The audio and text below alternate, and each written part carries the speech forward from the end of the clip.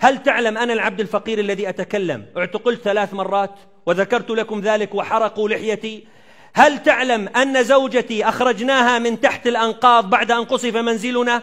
هل تعلم أن والدتي قطئت أصابعها بقذيفة هاون وهي الآن بإصبعين أو 3 لا تحركهما قد أصيبت اليد بشلل جزئي نتيجة مكثنا في الشام؟ فعلى ماذا تأتي بنفسية المتعاظم وأنت كنت تجلس منعما مبجلا أنت وأهلك وما عانيت شيئا قليلا مما عانيناه؟ سامحوني إن تكلمت بعاطفتي، أنا حاولت قدر المستطاع أن أكون منصفا، لكن أنا شعرت بحجم الظلم الذي وقع على الثابتين والذين كانوا يعلمون والذين كانوا يدرسون والذين اشتغلوا بالدعوة إلى الله عز وجل. أنا أقول لهؤلاء المتكلمين: أنا إن وقفت بين يدي الله يوم القيامة أزعم أن عندي حجة، وأنت ستقف بين يدي الله عز وجل يا من تنتقد ولا تعلم، بين يديك حجة، فنحن وأنت أمام الله عز وجل يوم القيامة. من اعتذر سامحه الله، لكن من أصر على كلامه لن أقبل إلا أن أقف معه أمام الله عز وجل يوم تبلى السرائر، يوم لا ينفع مال ولا بنون إلا من أتى الله بقلب سليم. اليوم من الناس يقول لك العالم الفلاني، لا أريد أن أذكر أسماء، هذا منافق، أعوذ بالله من الشيطان الرجيم. سيسألك الله عز وجل يوم القيامة عن الحجة، سيوقفك الله عز وجل، ليس بينك وبين الله ترجمان لتدلي بحجتك أمام الله عز وجل.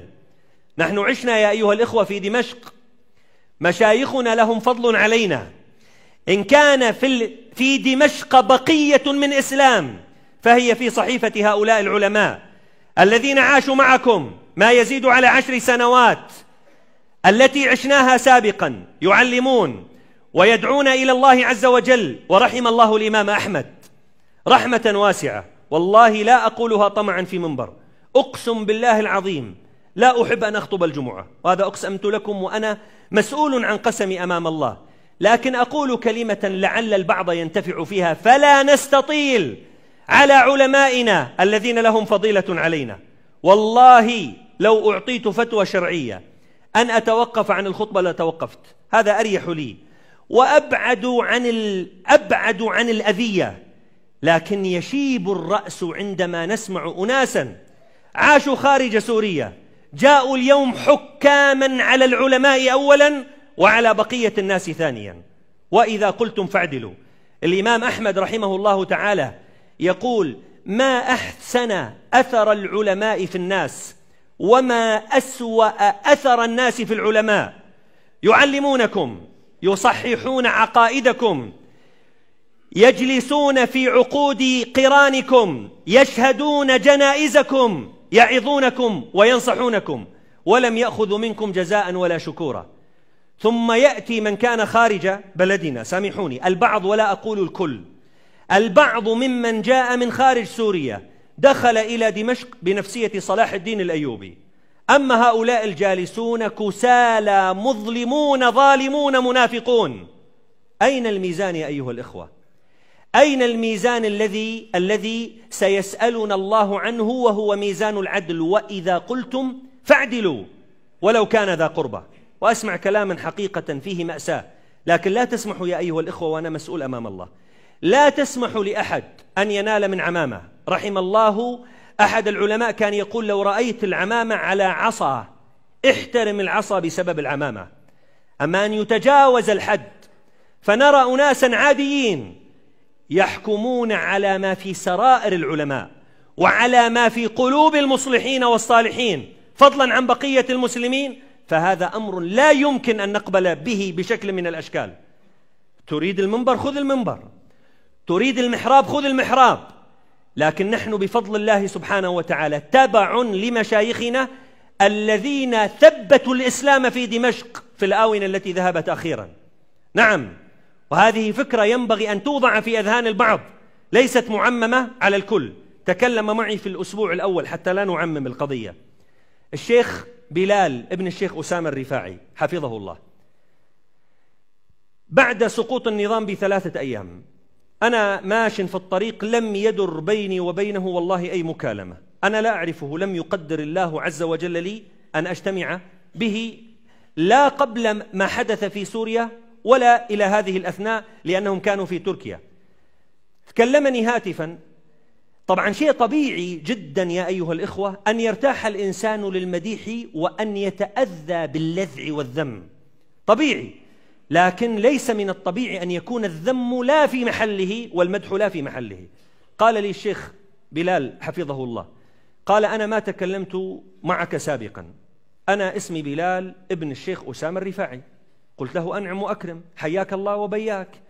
قال لي أريد أن أقول لك كلمة واحدة، جزاك الله خيرا عن الإسلام والمسلمين، لقد كنت في دمشق على ثغر عظيم فأحببت أن أشكرك، لم أكن أتجرأ أن أتكلم معك سابقا حتى لا تؤذى، لكن الآن أنا أحببت أن أوجه لك هذا الشكر. لاحظوا التربية يا أخواننا الكرام، لاحظوا من يقدر المواقف، ليس عجبا فهو ابن شيخ فاضل عالم استفادت منه دمشق سابقا وستستفيد منه لاحقا.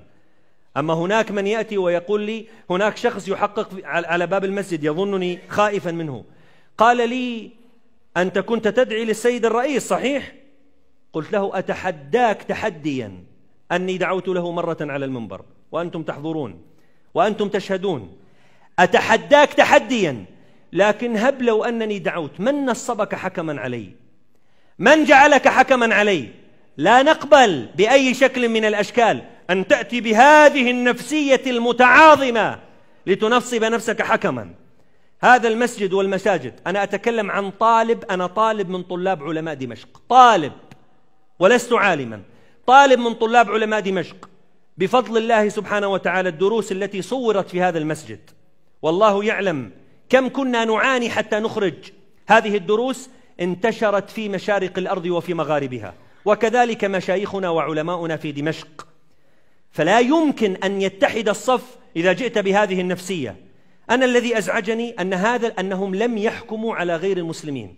ما سمعت واحدا من المتطاولين، أنا أميزها، ليس كل من كان في الخارج على هذا المستوى، هناك أناس قمة في الأدب كما ذكرت لكم مثالا شيخ بلال الرفاعي، لكن لماذا لم ينل لسانك إلا علماء المسلمين؟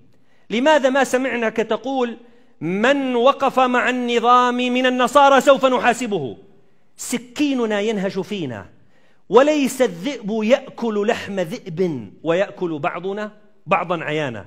هو يظن أننا نريد أن نطأطئ الرأس له حفظا على المسجد. أنا ما الذي أستفيده من المسجد؟ لا أستفيد شيئا، لا أستفيد إلا الدعوة التي تسمعونها، ولا أقبل بأي شكل من الأشكال أن يعتدى على أحد من العلماء ولو بكلمة واحدة ممن لهم فضل علينا وممن كانوا سببا في تثبيت الإسلام في دمشق. مع أن النبي صلى الله عليه وسلم لما خرج في مؤتة يا أخواننا الكرام، أراد الصحابة أو في تبوك أرادوا أن يخرجوا جميعا إلى المعركة، نزلت الآية القرآنية تنكر على الصحابة أن يخرجوا جميعا ويتركوا المدينة بلا معلم، فقال الله عز وجل ما كان المؤمنون لينفروا كافة. هذا القرآن الكريم، لا يصح للمؤمنين أن يخرجوا كافة ويتركوا المساجد بلا معلم، فلولا نفر من كل فرقة منهم طائفة ليتفقهوا في الدين ولينذروا قومهم إذا رجعوا إليهم لعلهم يحذرون. لا يوجد إنصاف، والله أنا لا أحب أن أشخصن القضية، لكن أحيانا ظلم الغير يدعوني أن أتكلم. قلت له لهذا الشخص هل تعلم أن أكثر طلاب العلم في دمشق اعتقلوا؟ هل تعلم أنا العبد الفقير الذي أتكلم اعتقلت 3 مرات وذكرت لكم ذلك وحرقوا لحيتي؟ هل تعلم أن زوجتي أخرجناها من تحت الأنقاض بعد أن قصف منزلنا؟ هل تعلم أن والدتي قطئت أصابعها بقذيفة هاون وهي الآن بإصبعين أو 3 لا تحركوهما قد أصيبت اليد بشلل جزئي نتيجة مكثنا في الشام؟ فعلى ماذا تأتي بنفسية المتعاظم وأنت كنت تجلس منعما مبجلا أنت وأهلك وما عانيت شيئا قليلا مما عانيناه؟ سامحوني إن تكلمت بعاطفتي، أنا حاولت قدر المستطاع أن أكون منصفا، لكن أنا شعرت بحجم الظلم الذي وقع على الثابتين والذين كانوا يعلمون والذين كانوا يدرسون والذين اشتغلوا بالدعوة إلى الله عز وجل. أنا أقول لهؤلاء المتكلمين: أنا إن وقفت بين يدي الله يوم القيامة أزعم أن عندي حجة، وأنت ستقف بين يدي الله عز وجل يا من تنتقد ولا تعلم، بين يديك حجة، فنحن وأنت أمام الله عز وجل يوم القيامة. من اعتذر سامحه الله، لكن من أصر على كلامه لن أقبل إلا أن أقف معه أمام الله عز وجل يوم تبلى السرائر، يوم لا ينفع مال ولا بنون إلا من أتى الله بقلب سليم. المفلس من يأتي يوم القيامة بصلاة وزكاة وصيام، ويأتي وقد شتم هذا وقذف هذا وأخذ مال هذا وسفك دم هذا. النتيجة الوخيمة أن الله عز وجل سيلقي عليه تبعاته، وتكون النتيجة أنه سيطرح في النار.